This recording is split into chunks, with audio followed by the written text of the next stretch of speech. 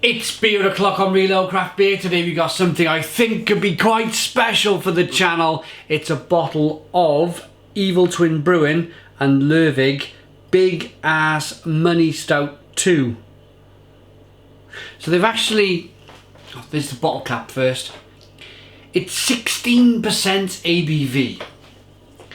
And they've actually thrown some money into the boil, into the kettle. Maybe not the fermenter, but certainly in the boil. Why not? Chuck some money in the boil. Or in with a mash. They might chuck some money in with a mash, some coins.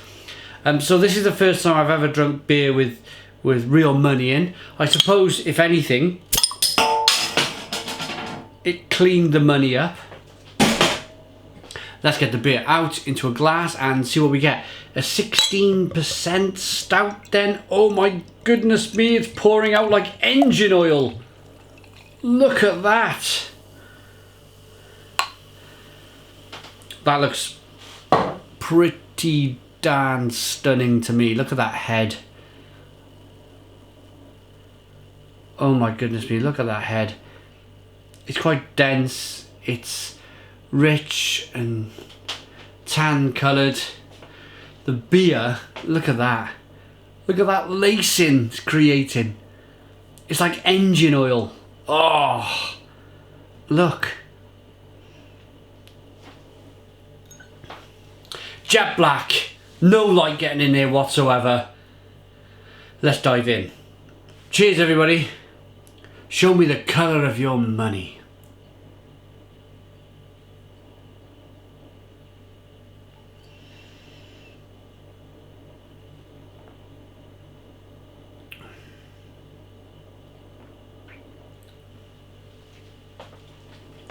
I bow my head.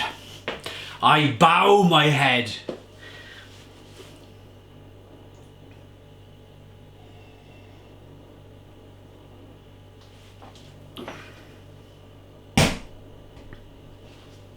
Stone the Crows. Stone the Crows, what an amazing, amazing beer. I thought that the 16% ABV was gonna be far too much. Far too much. I thought there was going to be a big kick of alcohol. I thought the alcohol level would be way too much for the beer, that it would just dominate all of the rest of the flavours. But it doesn't. It doesn't at all.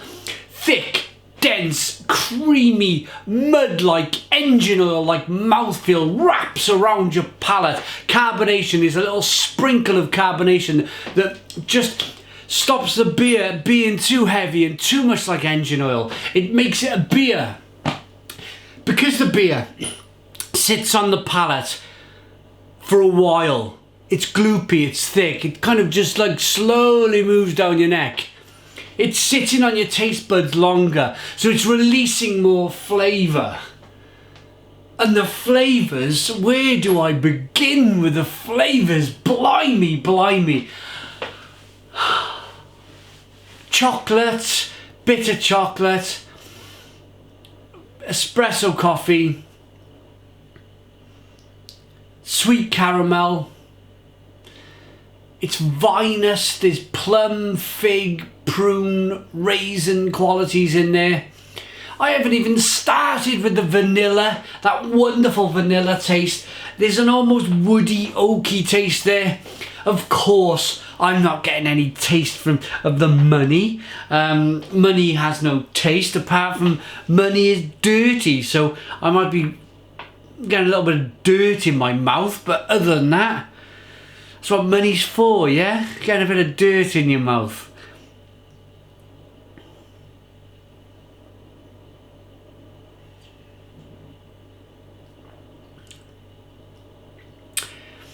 There's a touch of licorice, there's a tiny touch of blackcurrant.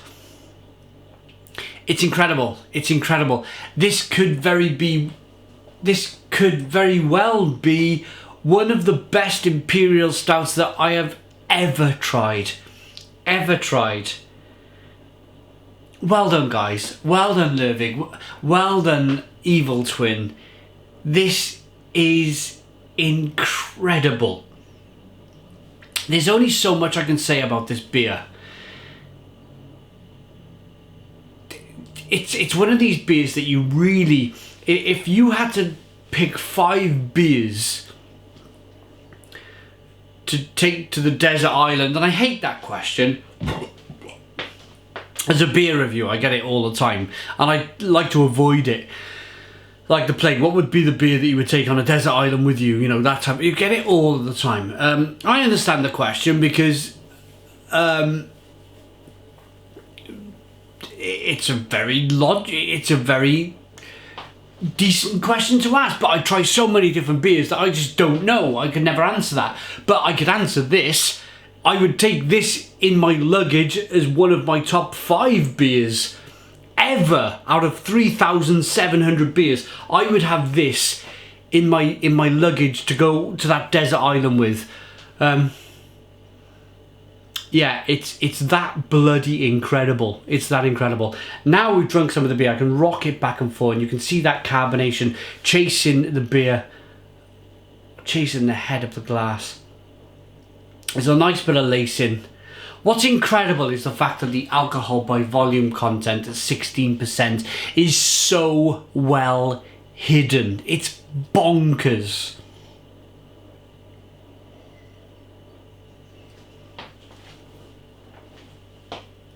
It's so thick, it's so sludgy, it's so booming in the mouthfeel. You of course still get a nice kind of alcohol warming as the beer slips down your neck into the pit of your stomach. You get a nice alcohol warming feeling, and I like that from the beer. But yeah, from the vinous qualities, from the dark fruit flavours, the chocolate, the coffee, the caramel, the maltiness in the beer, the roasted malt in the beer,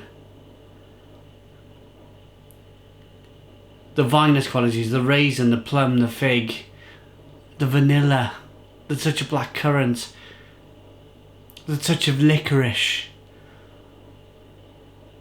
It's almost beyond explaining just how good this beer is. I'm going to be honest, I was reluctant to open it. I was thinking to myself, 16% ABV stout. Only because I had one recently from another Danish brewer beginning with M and ending in A, one word. I'm playing Scrabble now, and it was way too much. It was 19%, I think, and it kind of put me off Imperial Stout for a little while, because I just didn't like it. It was just crazy too much in all aspects of the beer. I didn't like it. So I was a bit reluctant to open this, but I'm so pleased that I did. It's probably got me back on the Imperial Stout horse. It's still one of my favourite styles, but you know, you have no problem opening a 10% Imperial Stout. You have no problem opening an 11 or a 12% Imperial Stout. But then when you see on the label 16, you do start to wonder in your mind, is it too much? They've got it unbelievably perfect. Let's rate it. Big Ass Money Stout 2 from Evil Twin Brewing Company and Lervig Aktiebryggeri. Rating.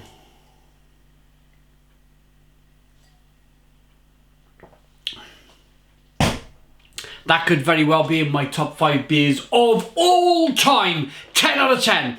10 out of 10 from Real Craft Beer. Please put your comments in the comments box. Subscribe to our daily beer reviews. Give us a big fat thumbs up. Boom! And cheers.